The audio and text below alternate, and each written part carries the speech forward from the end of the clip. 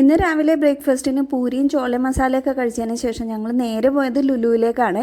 കുട്ടികൾക്ക് സ്കൂളിൽ കൊണ്ടുപോകാനുള്ള ബോക്സും കുപ്പിയൊക്കെ മേടിക്കാൻ വേണ്ടിയിട്ടാണ് കേട്ടോ അവിടെ പോയത്. നോട്ട്ബുക്സും കവറിംഗ് പേപ്പറും നെയിം സ്ലിപ്പും എല്ലാം സ്കൂളിൽ നിന്ന് തന്നെ കിട്ടിയതുകൊണ്ട് അതൊന്നും ഞങ്ങൾ മേടിച്ചില്ല കേട്ടോ. രണ്ടുപേർക്കും കഴിഞ്ഞ വർഷം പുതിയ ബാഗ് മേടിച്ചതായിരുന്നു കേട്ടോ. അതിന് വലിയ കേടുപാടൊന്നും വരാത്തതുകൊണ്ട് ഈ വർഷം ഞങ്ങൾ പുതിയ ബാഗ് മേടിക്കേണ്ടെന്ന് വെച്ചേ.